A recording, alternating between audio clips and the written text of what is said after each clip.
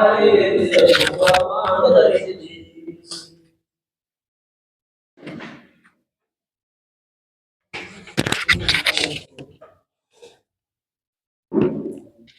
सार की 11वीं 12वीं गाथा के बीच में जो संबंध है, क्योंकि जब जब भी हम 11वीं गाथा पढ़ते हैं और उसकी टीका पढ़ते हैं तो उसमें आता है कि व्यवहार में सभी अवतार थे अविद्यमान अर्थ को प्रकट करता है। अपन ने ये देखा था इसके पहले भी कि कई तरह का व्यवहार होता है। कर्म सापेक्ष आत्मा को बताने वाला व्यवहार भी होता है, एक इंद्रिय, दो इंद्रिय, तीन इंद्रिय ऐसा कहने वाला भी व्यवहार होता है, अभेद में भेद करने वाला व्यवहार भी होता है, और केवल ज्ञान और श्रुत ज्ञान को या श्रुत केवली और केवल ज्ञानी को बताने वाला भी व्यवहार होता है। जैसे केवल वो ऐसा होता है उसमें चूंकि उस ज्ञान को, उस केवल ज्ञान को, श्रुत ज्ञान को, श्रुत केवली पने को प्रसिद्ध करने के लिए पर का आश्रय, जो पराश्रित हो जाता है, पर का आश्रय ने उसको क्या करते थे, तो दो प्रकार का व्यवहार की दो कौन कौन सी हो जाएंगी टेक्निक, अभेद में भेद करना ये व्यवहार है और पर का आश्रय ले कथन करना ये व्यवहार है। बेसिक मतलब ये दिमाग में रखो, क्योंकि आपको व्यवहार व्यवहार ये सब सुनने को मिलेगा, लेकिन दो परिभाषा क्या होगी, व्यवहार के दो लक्षण कौन कौन से बनेंगे, अभेद में भेद करना ये व्यवहार है और पराश्रित पर का आश्रय लेके कथन करना ये व्यवहार है। हम थोड़ा सा आपसे पूछना चाह रहे हैं, 7वीं गाथा में कौन से व्यवहार की चर्चा की है, थोड़ा बताओ, इतनी समय सार कुछ कॉन्फिडेंस आना चाहिए। 7वीं गाथा में कौन से व्यवहार की, हम दो नंबर लिखे जरा आपको पूछने के लिए, ताकि अपन समझे किस व्यवहार की बात करें, क्योंकि व्यवहार किस, अभी अणुव्रत महाव्रत सब वो भी आएगा, अब इनको भी हम समझाएंगे अणुव्रत महाव्रत को ये व्यवहार क्यों कहा जाता है, या व्यवहार चारित्र क्यों कहा जाता है, व्यवहार मोक्ष मार्ग क्यों जाता है, ये भी अपन को समझ में आना चाहिए। नहीं आई समझ में, तो ये अपन पकड़ में नहीं, तो आज हम निश्चय व्यवहार के संबंध में सोच किया कि थोड़ी अपन चर्चा करेंगे। 7वीं गाथा में शोभना किस व्यवहार की चर्चा, तुम बताओ, थोड़ा हम आइडिया दिए धीरे, तुम बताओ शोभा, 7वीं गाथा में किस व्यवहार की चर्चा, अभेद में भेद करना इस व्यवहार की चर्चा है, या फिर है ना, या फिर पर के आश्रय के कथन करने वाले उस व्यवहार की चर्चा। दो सिंपल से उत्तर पूछ रहा, बहुत कठिन नहीं है? अभेद में भेद किया है, चारित्र दर्शन ज्ञान भी व्यवहार कहता ज्ञानी के चारित्र नहीं। अभेद में भेद क्यों किया है, क्योंकि क्यों करना पड़ा, कि जो है ना उसमें उसका रीजन कोई बता सकता, तुम लोग पुराने लोग, उसमें लगा अनंत धर्मों वाले एक धर्मी में युष्णात नहीं है, ऐसे किसी ने कभी को समझाती है कि धर्म का धर्मी से तथापि नाम से भेद करके समझाए, तो कोई भी आप कहोगे, चाहे ज्ञायक बोलो, दर्शक बोलो, चेतक बोलो, उपयोग वाला बोलो, ये सब क्या अभेद में भेद कर क्यों समझो, क्योंकि अभेद में हम क्या नहीं, युष्णात नहीं है, ऐसा अपन ने बहुत समझा, में उसको उधर तक ले नहीं जाना है। दूसरा एक होता है श्रुत केवली पना, तो श्रुत केवल जो श्रुत ज्ञान की पर्याय होती है वो किसकी पर्याय है, वो श्रुत केवली की पर्याय है। श्रुत केवली यानी समझ लो गणता परमात्मा की पर्याय है, वो श्रुत केवली पना है। उसमें जो व्यवहार लगाया गया है वो कौन से व्यवहार की चर्चा है, अभेद में भेद की चर्चा है कि वह पर के आश्रय से कथन करना इस व्यवहार की चर्चा है। क्या बोले, फिर से बोलो क्या, हाँ नहीं, ऐसा अपन सरल भाषा में इसलिए क्योंकि ये नए समय सार को समझने के नयों की आवश्यकता है। जैसे ये कोई भी चीज है, ये अभेद वस्तु है, अभेद में भेद करना ये व्यवहार होता है। कोई भी चीज में शक्कर में कर दो, जिसमें करना तुम्हें कर दो, शक्कर को क्या कर दिया, शक्कर दे उसको बोला मीठ, शक्कर में कर दिया कि मीठी से शक्कर, चौकोर से शक्कर, चिकनी शक्कर, ये अभेद में भेद कर दिया। कोई भी चीज में अपन ये 3 गुण बोलना था, अगर मीठी, चिकनी और चौकोर ये शक्कर होती, ये क्या कहलाता, अभेद में भेद करना होता। और एक होता है इसका कथन पर के आश्रय से करना। तो जो 9वीं 10वीं गाथा में कौन से व्यवहार की चर्चा है, पराश्रित व्यवहार की चर्चा है। 8वीं गाथा में कौन से व्यवहार की चर्चा है, अभेद में भेद करने की नाम से। उसमें अभी अभेद, एक बात और याद रखना, एक तो अभेद में भेद करते हैं, दूसरा नाम से भेद कर दीजिए और लगा लेना। ये अभेद में भेद करना एक ये चर्चा, और नाम से भेद करना ये टीकाकार ने क्यों बोला जी, और बता दो जरा। यद्यपि संयोग सापेक्ष कथन करना ये भी नाम ही से कर रहे हैं, उसमें पर्टिकुलर क्यों कहना पड़ा अभेद में भेद करना। हमने शक्कर का नाम, हमने इसमें कि मीठे शक्कर, तो मीठे नाम के शब्द में हमने इसको कथन करके, इसलिए हमने क्या किया, इसमें एक काम तो क्या किया कि अभेद में भेद किया, दूसरी नया काम क्या किया, उसको नाम में स्थापित कर दिया। मतलब आचार्य देव अपने कितने करुणा वाले हैं कि हमें अटका नहीं रहे वहां पर, तुम नाम में अटक जाना है, किसी भी नाम में नहीं अटक जाना आत्मा के।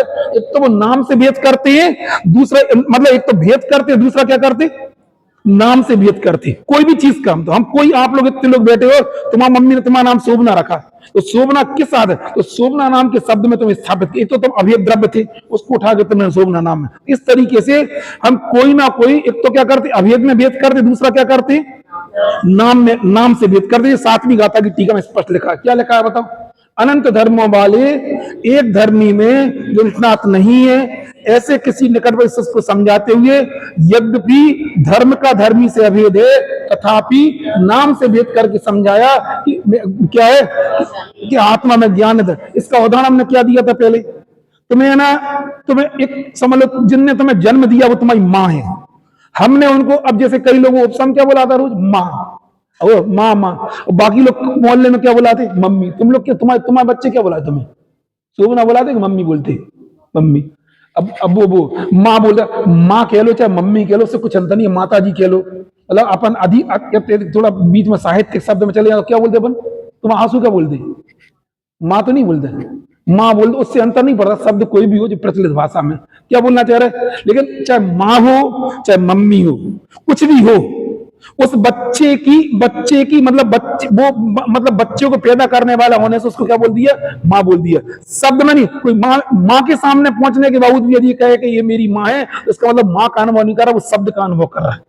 नहीं है, ये बहुत अच्छे समझना। हमने कई उदाहरण दिए थे कि आप माँ के पास पूरे रास्ते पर माँ के पास विचार कर देगा, मम्मी के पास जाना है, मम्मी बहुत दिन से याद कर रही थी, लेकिन ये शब्द यदि हम मम्मी के पास जाके भी बोलेंगे तो क्या कहलाएगा, तुम माँ को नहीं देख रहे, तुम तो क्या देख रहे, तुम शब्द तुम्हारे ज्ञान का विषय बन रहा। आचार्य देव हमें बोलना चाह रहे, हम कितने ही विशेषणों से आत्मा को चिंतन करें, लेकिन आपको कहां पहुंचना है, अभेद आत्मा पहुंचना है। हमें शब्द में नहीं, हमें शब्द बोला जाएगा, उस शब्द से हमें कहां पहुंचना है, उस अभेद आत्मा तक। ये हमें हमेशा जीवन में याद रखना चाहिए। जब जब भी तुम कभी भी चतुर्थ गुण स्थान में पहुंचो, पंचम में जिस गुण स्थान पहुंचोगे, आप भेद में नाटक के अभेद तक जाना है। जब तक हम भेद मतलब शब्द में, क्योंकि अभी तुम प्रारंभिक भूमिका की बात कर रहे हैं, जब तुम धीरे धीरे ध्यान की कोशिश करोगे, जब आत्मस्थिरता की कोशिश करोगे, तब उन शब्दों से भी अपन को आगे जाना है। नहीं आई समझ में, या पकड़ में ही ना, लेकिन शब्द के बगैर भी नहीं जा सकते, ये बात भी सत्य है। जब तक हम शब्द के बगैर भी नहीं जा सकते, उस शब्द में अटकना भी नहीं है। आपको सागर जाना, सागर में जो किलोमीटर स्टोन लिखा रहता है, वो शब्द में नहीं अटकना, लेकिन वो सब उस दिशा में बताएगा, तो उस दिशा में आगे बढ़ते चले जाना।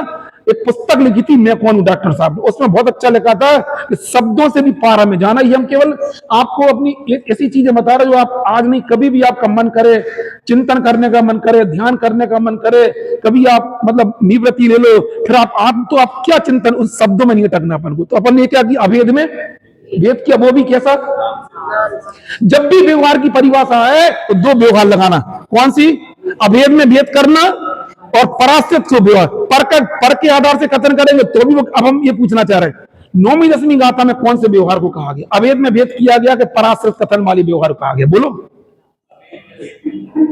नौवीं दसवीं गाथा की बात कर रहे हैं,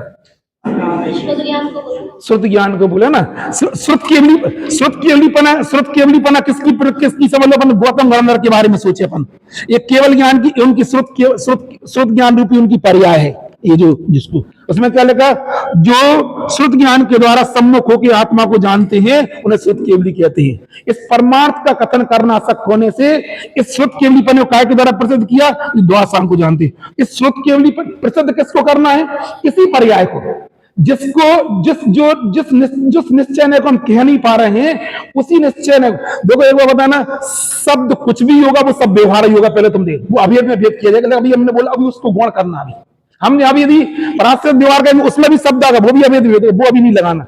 इस श्रुत केवलीपन कथन काय के द्वारा कर रहे हैं, इसके द्वारा कर रहे हैं, इसलिए क्या हो गया सब, ये सब क्या होगा। हम तो कई बार बोलते हैं, हमने बोला कि आप आईआईटी पास हो, आप आईआईटी पास हो तो आईआईटी की मार्कशीट के द्वारा प्रसिद्ध किसको कर रहे हैं, नहीं, आईआईटी की मार्कशीट के द्वारा आईआईटी के स्तर की इंटेलिजेंसी को हमें ना, आपको आपका हम सम्मान किसका करते हैं, उस कागज के टुकड़े का सम्मान करते क्या, काय का करती है, काय का करते, बोलो, उस इंटेलिजेंसी का सम्मान करते, कागज के टुकड़े क्या सम्मान करोगे, बोलो। तो हम करते सम्मान आपकी इंटेलिजेंसी का है, लेकिन करते किसके माध्यम से, उस मार्कशीट के माध्यम से करते। ये वाला कौन सा व्यवहार होगा, पराश्रित व्यवहार होगा। अब आती अपनी जो मूल चर्चा है। हम आपसे पूछना चाह रहा यार, कल बताएंगे, अब अभी हमारे रख लिंक उसमें तो बहुत सिंपल से। कौन सा वाला भेद? पराश्रित तो व्यवहार लिखा। अभी हम अटकना नहीं चाह रहे, हम तो 20 बार बता चुके। अभी इतनी सी बात समझ, ये है द्वासांग का ज्ञान, है ना, ये द्वासांग का ज्ञान नौवीं, वही तो हम बोल रहे, इतना सिंपल सा लॉजिक है। बोलो पराश्रित तो व्यवहार वाला, जिसको अपन व्यापक कारण बोलते हैं, द्वासांग के आधार पर उस श्रुत केवली पने की पर्याय की प्रसिद्धि इस द्वासांग ज्ञान पे। तो सिंपल सा इसमें कहीं यही नहीं है इसमें। अरे तुम अभी हम इसलिए अटकना नहीं चाह रहे, बहुत सिंपल लॉजिक है। आप मतलब एक एबीसीडी में भी समझ में आएगा इसलिए क्यों किया श्रुत केवली पना, बाद में उसको क्या किया, श्रुत केवली पना के श्रुत ज्ञान द्वासांग के ज्ञान से प्रसिद्ध किसको कर रहे हैं? नहीं, आत्मा नहीं, पहले उस ज्ञान की पर्याय को प्रसिद्ध कर रहा है, और वो ज्ञान की पर्याय आत्मा से तन्मय, इसलिए धर्मी और धर्म का अभेद भी कराया बाद में। पहले फिर बोलना चाह रहे धर्म और धर्मी का अभेद पना कराए। अभी मुख्य रूप से धर्म और धर्मी का अभेद पर कोई श्रुत के भी कोई पर्याय भी, श्रुत के भी कोई व्यक्ति होता है, इसलिए मैं आखिरी में लिख दिया कि श्रुत ज्ञान सब आत्मा ही है। तो इसलिए प्रसिद्ध किसको किया? आत्मा को। जो तुमने बोला ना, वो हम ये बोलना चाह रहे, फिर श्रुत ज्ञान की पर्याय को पर के आश्रय से प्रसिद्ध किया, फिर श्रुत ज्ञान की पर्याय को उसने अभेद कर दिया। अभी हम इतनी आगे तक इनको नहीं पहुंचाना चाह रहे। इनका कहना यह कि इसमें भी तो अभेद में भेद किया है, हमसे बोलना इसमें वास्तव में अभेद में भेद नहीं किया है, इसमें भेद में अभेद किया आखिरी में जाके। जैसे बनो धर्म और धर्मी तो अभेद है, आखिरी में जाके जो लाइन लिखी उसमें लिखा कि वास्तव में वो जो पर्याय ना वही क्या है? आत्मा है। सब ज्ञान सो आत्मा ही है, इसलिए इस व्यवहार सब ज्ञान ने प्रसिद्ध किसको किया? उसी श्रुत केवली व्यक्ति को प्रसिद्ध किया है। इतना समझ में आ रही। अब हमें जो मूल प्रतिपादन का अपना केंद्र बिंदु है, जो हमने बोला कि पूरे समय सार का एक ही कच्चा माल है, इसमें आत्मा और कर्म के बीच में, आत्मा और कर्म के बीच में वेद विज्ञान की चर्चा है। अपन ने 6वीं गाथा में पढ़ा था कि प्रमत्त अपरमत सापेक्ष आत्मा कथन करना जी क्या है? व्यवहार है। 10वीं तक आते आते उन्होंने बोल दिया, क्योंकि प्रमत्त अपरमत अवस्था मूलतः काय में होती है? कर्म में होती है, कर्म के निमित्त से आत्मा में दिखाई दी। प्रमत्त अपरमत के निमित्त से आत्मा कथन करना जी व्यवहार है। फिर 10वीं गाथा तक आते आते इस तरह व्यवहार ने परमार्थ के प्रतिपादक के द्वारा अपने को मोक्ष मार्ग में दृढ़तापूर्वक स्थापित कर लिया। क्योंकि हमें कभी भी, और हमने केवल उसमें कथन दिया है प्रमत्त अपरमत का, आप लगाना, हम जितना भी कथन व्यक्ति किसी भी जीव का करते हैं, वो सारा कथन जन्माणी में 90-90% कथन काय के द्वारा? व्यवहार के द्वारा। आपको कौन सा जो आपको बोलना है बोल दो, पूरी 14 मरणाएं बोल दो, हम बोल देंगे सब कथन। 14 गुणस्थान के नाम बोलो और 14 मरणाओं के नाम बोलो, इस सब कथन पराश्रित व्यवहार वाली बात है। एक आध मारणा बोल के बताओ, गति मरणा अपन ने बोली, गति मरणा में जीव को क्या बोला है? गति मरणा कितने भेद है? बोलो, नहीं बोला गति मरणा कितने भेद है? बोलो समझ में, मारना किसे कहते समझ में आता है क्या? किसे कहते मारना? तुम बताओ, पता है? चलो हम आपको अटका नहीं रहे, अभी अनगार धर्म मत लगा। 3 चीजें हमेशा याद रखना, जीव समास, गुणस्थान और मारना, अभी उसमें निकल रहा है, ये बहुत जरूरी है। जीवों के मारना कैसे कहते? जीवों के खोजे जाने के स्थान को मारना कहते हैं। 14 मारना भी 14 होती है, जीव समास भी 14 होते हैं, और गुणस्थान भी 14 होते हैं। ये जितने कथन हैं, मतलब मारना का मतलब होता है कर्म, क्योंकि संसारी आत्मा काय में मिलेगा? जब भी मिलेगा कर्म नहीं मिलेगा, तो कर्म सापेक्ष आत्मा, अभी सिंपल रखो, कर्म सापेक्ष आत्मा कथन करने वाली क्या होती? मरणाएं होती हैं।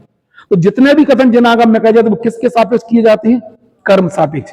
लेकिन हम कर्म सापेक्ष आत्मा कथन करने पर भी आत्मा कर्म रूप नहीं होता।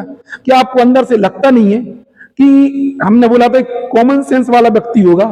हम इतने लोग बैठे हैं, एक दिन अपन को अंदर में एक अपने आप को एक, आज अभी घर पे ये लोग सुन रहे थे, प्रमाण सागर माँ जी कथन आ रहा था, पूरा आज उनका प्रवचन था, बोले तुम अपने आप को भगवान देखो। बिल्कुल आज का रिपीट कर लेना तुम, बोले तुम भगवान जब तक नहीं देखोगे तब तक हम प्रमाण क्यों देते? प्रमाण सागर माँ जी का प्रमाण क्यों दे क्यों देते? हमें कोई दिक्कत नहीं है।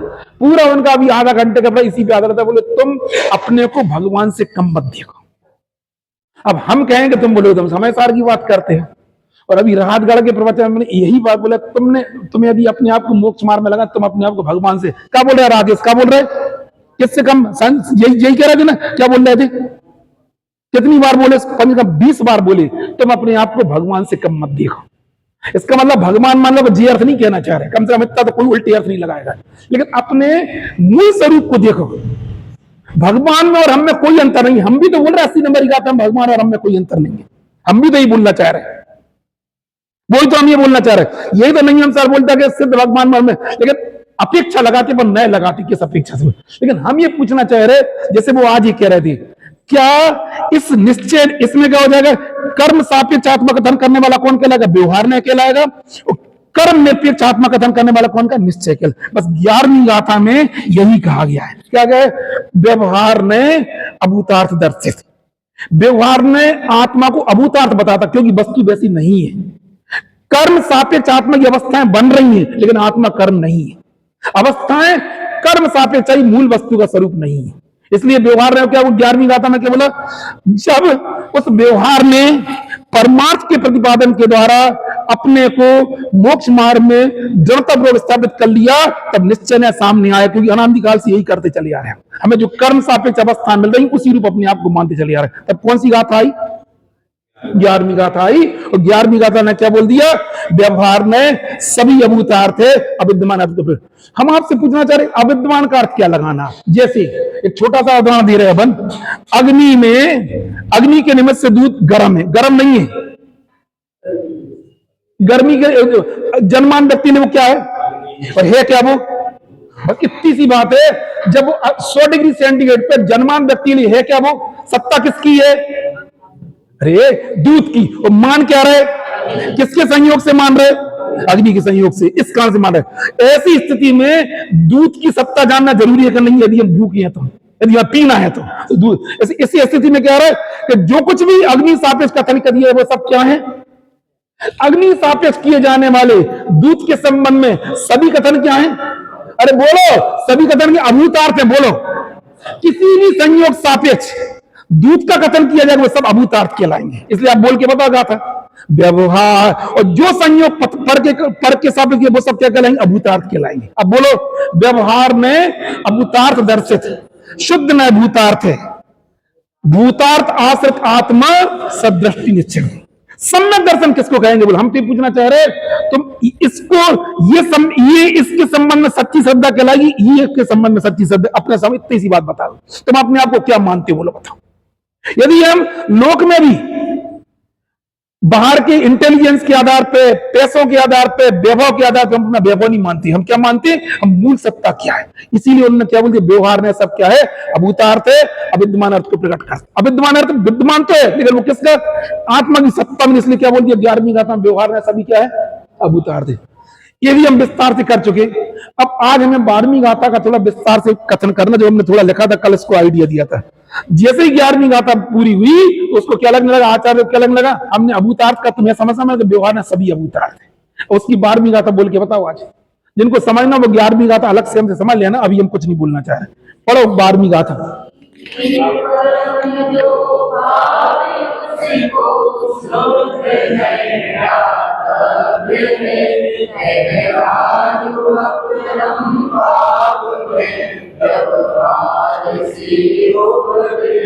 अब आप बोलो, एक 11 नंबर की गाथा बोल दी कि व्यवहार में सभी अभूतार्थ अविद्यमान अर्थ को प्रकट करता है, भूतार्थ से आत्मा सम्यक दृष्टि। अब क्या बोलना चाह रहे, देखे परम जो भाव उसको, उसके शुद्ध न है। कौन सा शुद्ध न है ज्ञातव्य, मैं तो जी और बता दूं जरा, कुछ टीका भी का भूल जाओ, कौन सा शुद्ध न है ज्ञातव्य,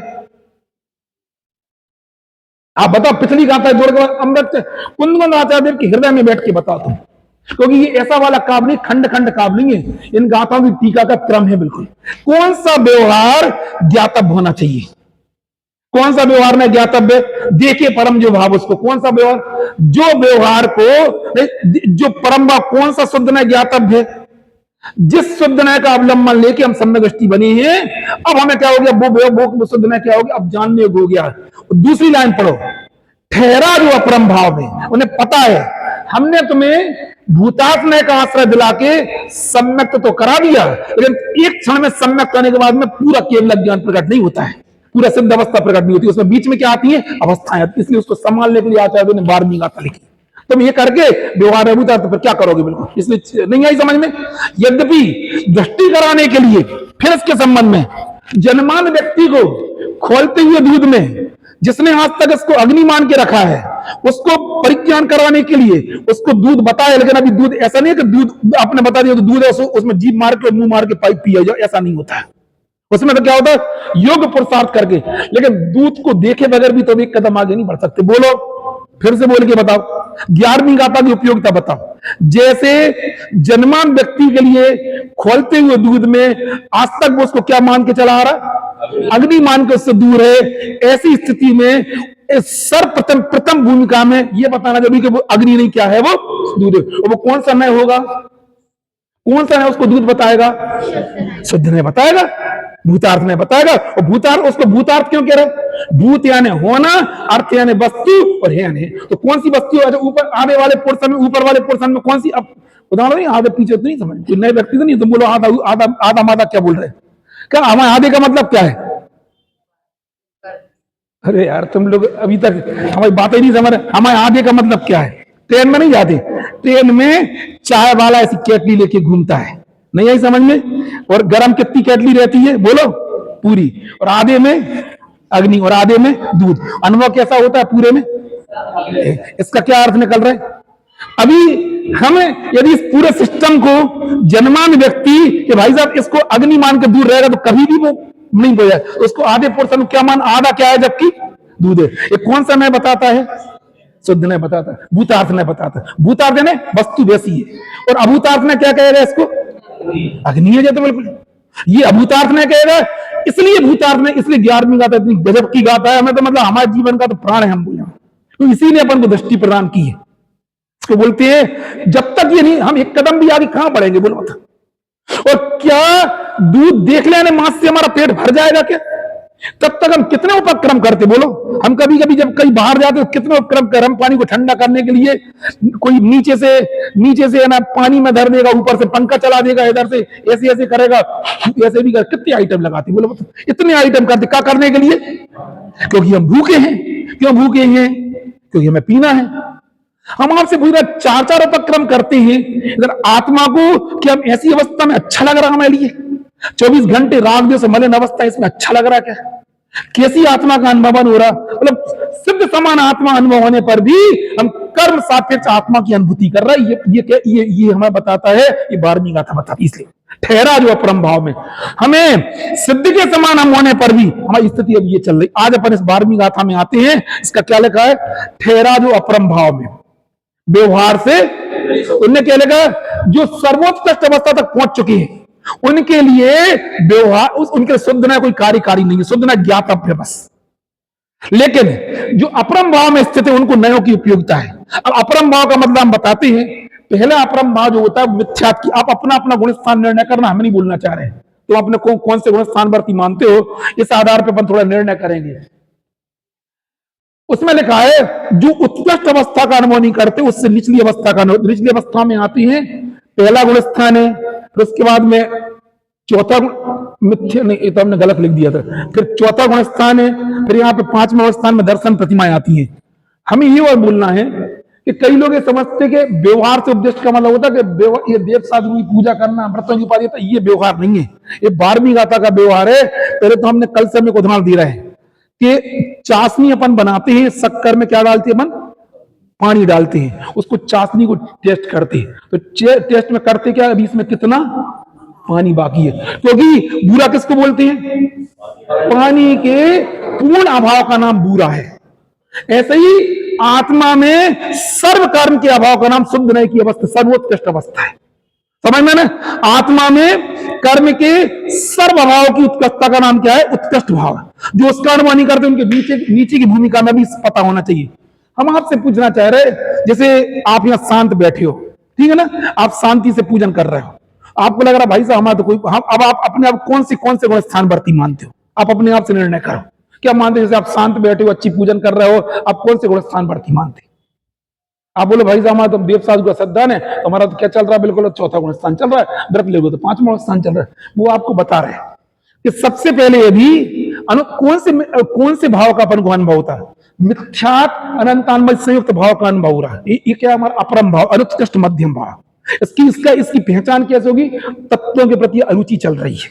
इसका मतलब हमें किसका अनुभव हो रहा है, ये कोई समझ नहीं पा रहा इस चीज को।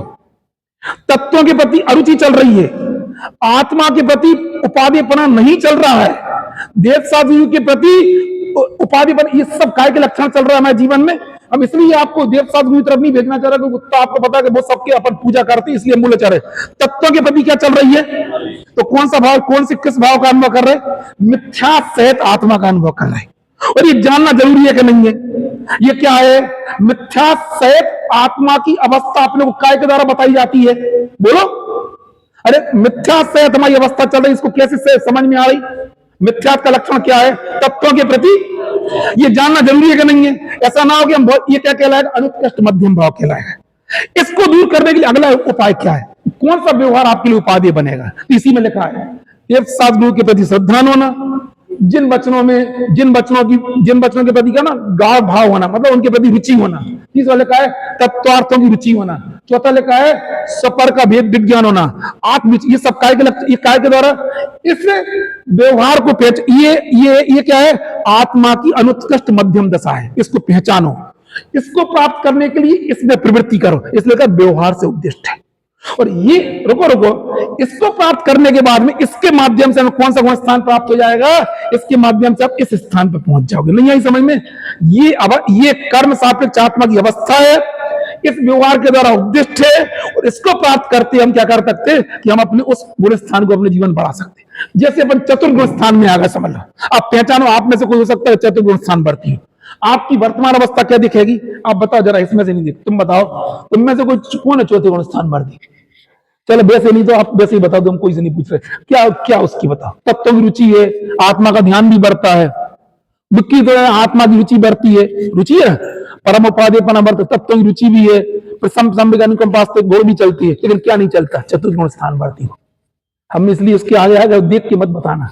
कैसे पहचानोगे हमारा अनुत्कृष्ट मध्यम भाव चल रहा है, हु विल डिसाइड, कौन डिसाइड करेगा, नहीं, देखो, प्रतिमा नहीं लेना, उस तरफ से अस्थि से बोलो, वो तो तुमने नास्ति से बोल दिया, अस्थि से बोलो। इंद्रिय संयम और प्राणी संयम के प्रति हमारे जीवन में क्या चल रही है कि हमारा कुछ भाव ही नहीं चल रहा, उसकी मतलब वो श्रद्धान में है, लेकिन हमें उसके प्रति हेता नहीं चाहिए। हेता का मतलब श्रद्धान में हेता चलती है, लेकिन वो परिणाम के प्रति हमें कुछ नहीं हो रहा। अभी कुछ दिन पहले महाराज जी ने बोला था, भरत चक्रवर्ती के 923 पुत्र आते हैं, वो क्या करते हैं कि बोलते कि हमें दीक्षा चाहिए, और भरत जी है छायक समष्टि होके भी, और उनको वहां पे रोक के खुद चले जाते राज करने के लिए। ये समझ में नहीं आ रहा कि हमारे अंदर में कौन क्या बैठा हुआ है, अभी असंयम का परिणाम बैठा है। ये कहलाता अनुत्कृष्ट मध्यम भाव कहलाता है। अच्छा, इस भाव को तोड़ने के लिए क्या करना, ये तो हो जाएगा, मतलब असंयम रूप परिणाम को अपने में अनुभव कर, अपने में देखना, कौन सा कहलाएगा, व्यवहार में, उस भूमिका में व्यवहार में क्या है जी, अरे व्यवहार से उपदिष्ट है। 11वीं किस व्यवहार का निषेध किया था 12वीं गाथा में, कि कर्म सापेक्ष आत्मा की अवस्था है कही थी, अब कह रहा है कि वो व्यवहार में उपाधि है, ताकि हम अपनी परिणति को पहचाने।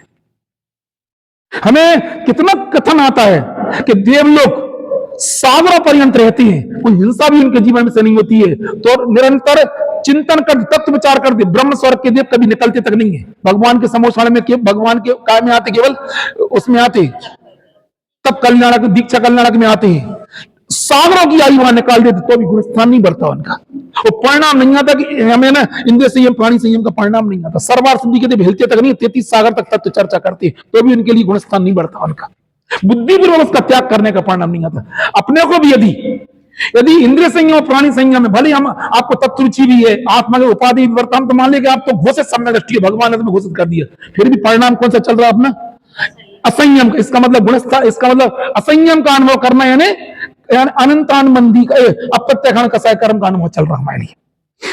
क्या बोलना चाह रहा है, आत्मा में अप्रत्यक्षण कसाय कर्म का ही अनुभव चल रहा है। आप कितना भी हम 24 घंटे यदि ध्यान में बैठे रहे, समय सार का ध्यान करें, आत्मा का ध्यान करें, कुछ दूसरा काम नहीं करें, तो भी तुम्हें कल पढ़ा था मोक्ष प्रकाशन जी में से, चतुर्थ गुण स्थानवर्ती आत्मा का ध्यान करे, यदि तुम्हें इस संयम के प्रति, तो तुम्हें अपने प्रति यदि उत्साह नहीं आ रहा, संयम लेने का परिणाम नहीं आ रहा, इसका मतलब हम किसका अनुभव कर रहे हैं, वर्तमान में कौन सी अवस्था का अनुभव कर रहे हैं, बोलो, कर्म सापेक्ष अप्रत्यक्षण कसाय कर्म का मेरे जीवन में अभी अनुभव चल रहा है। ये आप लगा लेना, कलम ने बहुत सारे उदाहरण दिए, सब आप लगा के बताओ। दर्शन प्रतिमा आपने ले ली, समझ लो आपने कि हाँ, अब इस असंयम का परिणाम कैसे आएगा, बोलो बताओ, कुछ कंफ्यूजन है वो हम ज्यादा उसको नहीं, ये असंयम का परिणाम कैसे आएगा। अभी तक हमें क्या था, यहाँ पे वो क्या बने, यहाँ क्या बनेगा कि अब उसको व्रतों का पक्ष आ जाएगा, इसको पाक्षिक श्रावक बोलते, ज्यादा गहराई में नहीं जाना चाह रहे, अभी व्रत नहीं ले रहा वो, दूसरी प्रतिमा में 4 व्रत होंगे। इधर व्रतों के प्रति अभ्यास रूप में व्रतों की क्या हो जाएगी, उसके लिए कैसे समझ में आ रही कि हमारे जीवन में अभी ये वाला चल रहा है। हम दर्शन प्रतिमा को थोड़ा सा ज्यादा उसमें गहराई में नहीं, अभी हम नए लोगों के हिसाब से तब बोल रहे हैं। दर्शन प्रतिमा में क्या होता है, कोई कहता है कि सम्यक दर्शन की निर्मलता होती है, कोई कहता है कि सप्तव्यसन का त्याग होता है, कोई बोलता है व्रत होते हैं लेकिन व्रत में अतिचार लगते हैं। जबकि अभी हमने कल पढ़ के आए, हम उसमें लगा कि दूसरी प्रतिमा में व्रतों के अतिचार गिनाए गए। कल हम पढ़ा थे रत्न साहब आचार्य जी में। तो दूसरी प्रतिमा में यदि व्रतों के अतिचार है तो पहली प्रतिमा में कौन से व्रत होते हैं, समझ में ना। इसलिए उसमें ज्यादा कंफ्यूजन मत पढ़ो। हम तो इतना बार बोलना चाह रहे, वो अलग विषय है चरणान योग का। हमें तो केवल इतना बार बताना है कि यदि व्रतों की उपादेयता अपने अंदर, मतलब निचली भूमिका में, उस पद को प्राप्त करने के लिए क्या करना पड़ेगा, हमें उस भूमिका में उस संबंधी व्यवहार उपादेय होगा। उस व्यवहार के द्वारा आत्मस्थिति, और ये भी नहीं कहना पड़ेगा व्रतों से गुणस्थानी व्रत आत्मस्थिति, हमें अलग से नहीं कहना पड़ रहा इस क्लास में, नहीं तो आपके लग आगे व्रतों से बढ़ जाएगा। ये भी क्वेश्चन आपको खड़े हो सकते हैं, समझ में है ना। तो ये भी नहीं लगाना, व्रतों से बढ़ेंगे लेकिन साथ साथ में आत्मस्थिरता बढ़ेगी, आनंद अपने में बढ़ने लगेगा। ये दोनों काम उसमें गर्भित रूप से, अभी तो बोला व्यवहार से उपदिष्ट है। व्यवहार से उपदिष्ट का मतलब होगा, इसमें लगाओ ना, और थोड़ा अपन और आगे चलते। वो दूसरी प्रतिमा में उसने व्रत अंगीकार कर ली, दूसरी प्रतिमा पहुंच गया। अब उसको क्या समझ में आ रहा है कि हमारे जीवन में दूसरी प्रतिमा चल रही है, और है ना दूसरी, मतलब पहले क्या कि पांचवा अवस्था की दूसरी प्रतिमा चल रही, क्या समझ में आएगा बताओ है? नहीं, क्या समझ में आएगा, दूसरी प्रतिमा चल रही है, तीसरी प्रतिमा नहीं चल रही। जी बोलो, हम दूसरी नहीं चल रही, तीसरी नहीं चल रही, दूसरी चल रही, क्या दोष लगेंगे। प्रसुद्धास भी उसका सदोष होगा, उसको है ना निर्दोष 3 टाइम की सामायिक का नियम नहीं है उनके लिए। तो ये समझ में आ रहा है कि हमें काय का अनुगमन चल रहा, अभी हमारे अंदर उतना कर्म का वेदन चल रहा है। ये सब पकड़ो इनको। हम फिर बोलना चाहेगा, हम तो समय सार में से निकाल के बताओ उस संबंधी व्रतों को, उसको जिस दिन आपको, और ये टूटेगा कैसे, ये जो हमारे दूसरी प्रतिमा की जो विशुद्धि है, जो दूसरी प्रतिमा की जो अशुद्धि है, वो कैसे टूटेगी। सामायिक व्रत ले लेंगे सबसे पहले, हम सामायिक प्रतिमा ले ली, सामायिक व्रत तो उसमें भी सामायिक प्रतिमा निर्दोष सामायिक होती 3 उसकी, और जब ये ले लेंगे आत्मस्थिरता बढ़ेगी तो हमारी प्रतिमा बढ़ जाएगी। अकेले व्रत लेने से प्रतिमा नहीं बढ़ती, पहले होता है व्रत पूर्वक जो आत्म स्थिरता बढ़ा तो उससे उसकी आपके बढ़ जाएगी। तो बताया ना, ये कर्म सापेक्ष आत्मा की अवस्था है, इसको तोड़ने के लिए उस संबंधी व्रत अंगीकार किए जाते हैं। उस व्रतों की भूमिका में ही ये प्रतिमा बढ़ती है हमारे जीवन में, ये उसका क्रम है बिल्कुल। इसके लिए आप गाता बोलो, फिर से दोबारा मूल गाता है। देखे परम जो भाव उसको,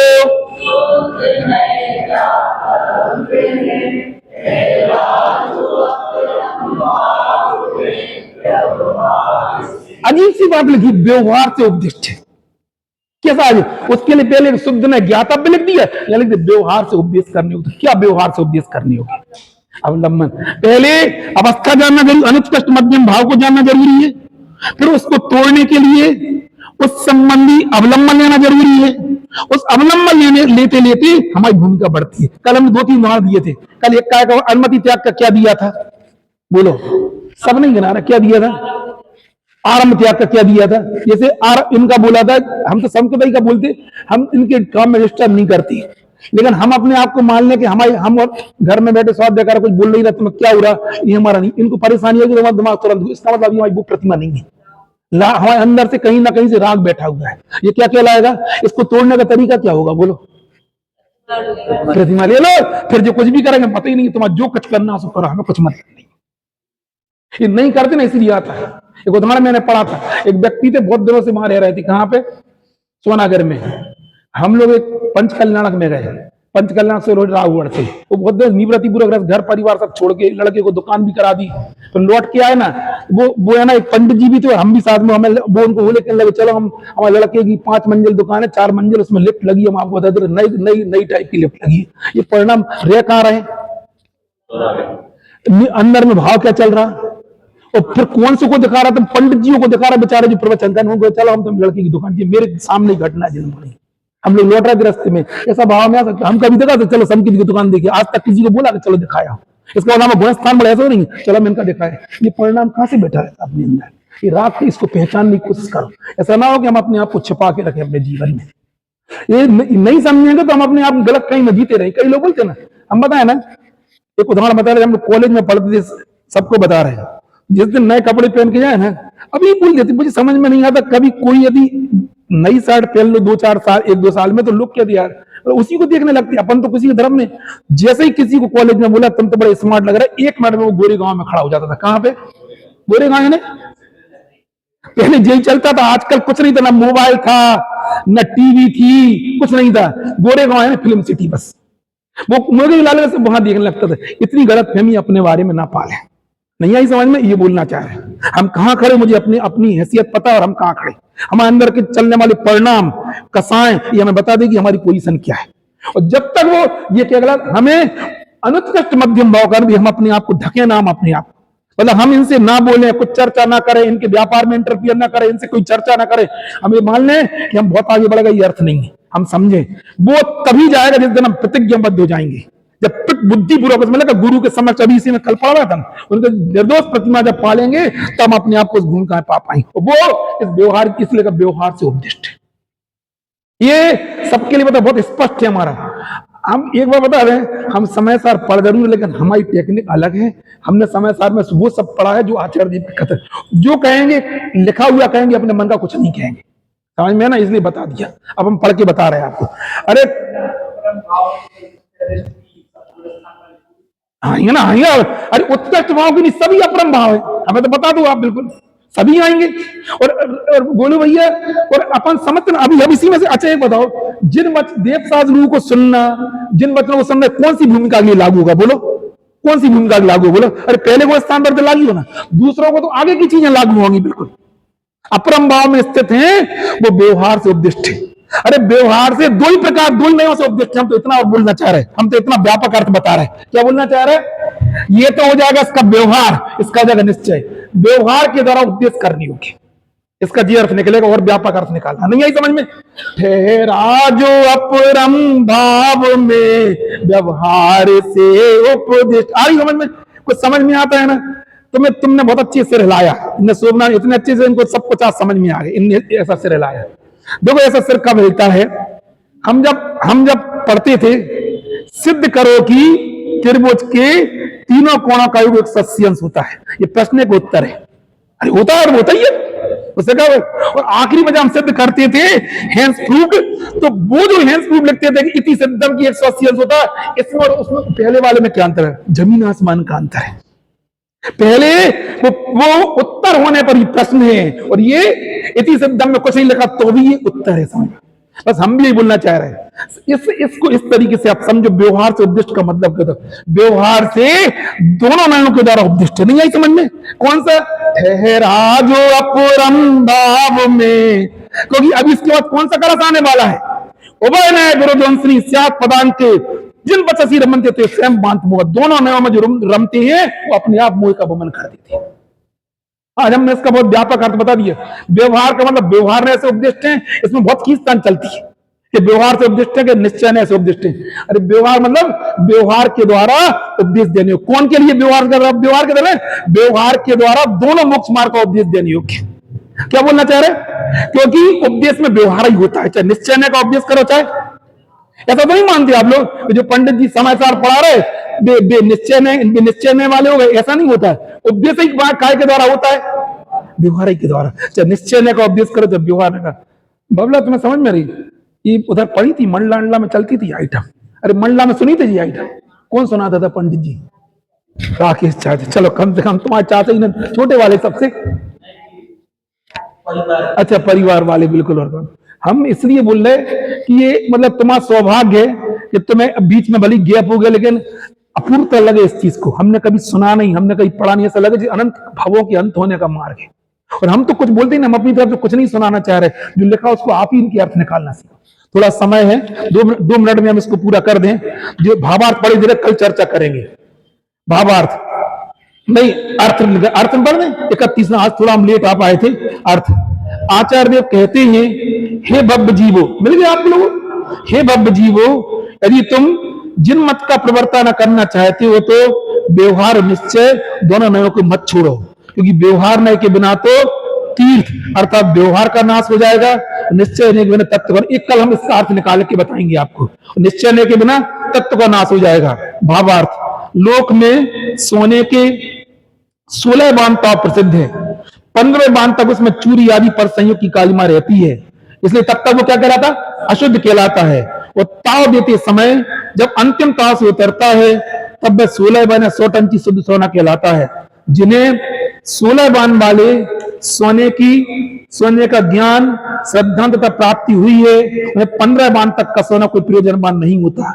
जिन्हें 16 बान वाले शुद्ध सोने की प्राप्ति नहीं हुई है, उन्हें तब तक 15 बान तक का सोना भी, 15 बान तक है ना अशुद्धि वाला सोना हम नहीं पहचाने। इसका इसका सिद्धांत बोलो, ये वाला दूसरे नंबर के पॉइंट का ये क्या है, थर्मामीटर, ये क्या है, और ये क्या है, पैरासिटामोल, और ये बाजू वाला क्या है, एंटीबायोटिक।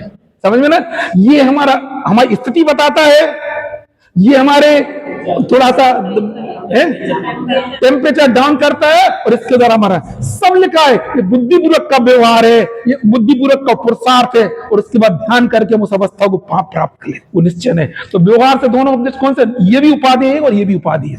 अब ये अपन बता रहे हैं शुद्ध सोने की इसी प्रकार यह जीव नामक पदार्थ है, क्योंकि पुद्गल के संयोग से अशुद्ध अनेक रूप हो रहा है। उसका समस्त परद्रव्यों से भिन्न एक ज्ञायकत्व मात्र का ज्ञान, श्रद्धा, आचरण, प्राप्ति, ये तीनों जिसे हो गए हैं, उसे आया पुद्गल संयोग जनित अनेक रूपता कहने वाला कौन से कॉलम का, अरे इसमें कॉलम बताओ।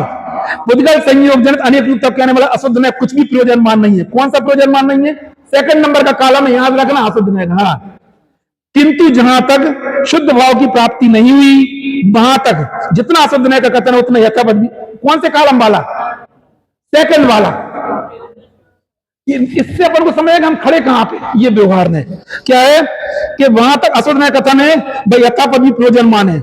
जहां तक यथार्थ की, जहां नहीं, हाँ, जहां तक यथार्थ ज्ञान श्रद्धा की प्राप्ति, सम्यक की प्राप्ति नहीं हुई, वहां तक तो जिनसे उपदेश मिलता। ये कौन से स्थान की बात बोलूं, बताओ, पहले ही की बात है, समझ में ना, ये पहले ही बात है। जिन्हें सम्यक की प्राप्ति नहीं हुई, तो जिनसे उपदेश मिलता है, जिन वचनों को सुनना, धारण करना, जिन वचनों कहने वाले श्री जिन गुरु की भक्ति करना, जिन बिंब के दर्शन इत्यादि व्यवहार मान परिवर्तन होना, प्रयोग, इससे अपनी पोजीशन डिसाइड करते हैं, ये काम हम शुरू करते हैं। तब क्या होता है हमें समझ, तब हमें लक्ष्य की प्राप्ति, अपने जिसको हम प्राप्त करना चाहे वो प्राप्त होगा। और जिन्हें अब तुम श्रद्धा ज्ञान में गुणस्थान बढ़ गया, कौन सा गुणस्थान हो गया, चौथा हो गया। किंतु साक्षात प्राप्ति नहीं होने तो पूर्व कथित कार्य, जो पहले वाले फर्स्ट आइटम तो करना ही करना है, साथ में क्या करना, कार्य, परद्रव्य का आलम्बन छोड़ने रूप अनुव्रत महाव्रत। आई समझ में, किसका आलम्बन छोड़ोगे तो फिर हमारा गुणस्थान बढ़ेगा। अनुव्रत महाव्रत आदि का ग्रहण, समिति, गुप्ती, पंच परमेष्टि का ध्यान। ये कहां से पंच परमेष्टि का ध्यान की चर्चा कहां से, बोलो यहाँ पे जयचंद जी चौड़ा, तुम बताओ जरा अनीता, ये पंच परमेष्टि के ध्यान की चर्चा कहां से आई महाव्रत के साथ में? हमने एक बात है नहीं, अरे वो कुछ और बुलवाना चाह रहा है इनसे। एक जगह अकेला ऐसा दिया है, सुनो, नियम सार जी में, कौन सा, व्यवहार अधिकार में 5 महाव्रत, 5 समिति, 3 गुप्ती, 5 परमेष्टि की भक्ति। ये पहली बार आपको मिलेगा कि ये है ना, ये उनके मूल गुणों में शामिल किया आचार्य देव ने, इन्हीं में, इसलिए उनको वहां तो होता ही है, यह उन्होंने शामिल किया। कुंदबंध आचार्य देव को पता था। आज शुद्धवादी वो कौन सा व्यवहार अधिकार देख ले, उठा के देख लेना। ये 5 परमेष्टि की भक्ति को भी 28 मूलों में शामिल किया उन्होंने, पूरी राज के, क्योंकि मीरा ये तो करते उनमें ही भक्ति रखते, किनमें रखते हैं, 5 परमेष्टि में। तो वह लिखा है कि अनुव्रत महाव्रत का ग्रहण, समिति, गुप्ती और 5 परमेष्टि का ध्यान रूप प्रवर्तन, तथा उसी प्रकार प्रवर्तन करने वालों की संगति एवं विशेष जानने के लिए शास्त्रों का अभ्यास करना इत्यादि व्यवहार मार्ग में क्या करना, स्वयं प्रवर्तन करना, और दूसरों को ऐसे व्यवहार नय का उपदेश अंगीकार करना भी प्रयोजनमान है। व्यवहार नय को कथनचित असत्यार्थ कहा है, किंतु यदि कुछ सर्वथा असत्यार्थ जानकर छोड़ देगा तो क्या लिखा, अरे बोलो सब जने, व्यवहार को ही छोड़ देगा, उसे शुद्धोपयोग की साक्षात प्राप्ति तो नहीं हुई है, इसलिए उल्टा सोपयोग में ही जाकर भ्रष्ट होकर चाहे जैसे स्वेच्छारूप प्रवृत्ति करेगा तो वह नरक आदि गति और परंपरा से निगोद को प्राप्त होकर संसार में भ्रमण करेगा। इसलिए क्या करना, शुद्ध नहीं का वैसे साक्षात शुद्ध आत्मा है, उसकी जब तक साक्षात प्राप्ति ना हो तब तक व्यवहार भी व्यवहार का मतलब व्यवहार अकेले नहीं, व्यवहार के द्वारा दोनों नयों के माध्यम से मोक्ष मार्ग को समझना, ये उपाधि है। समझ में ना?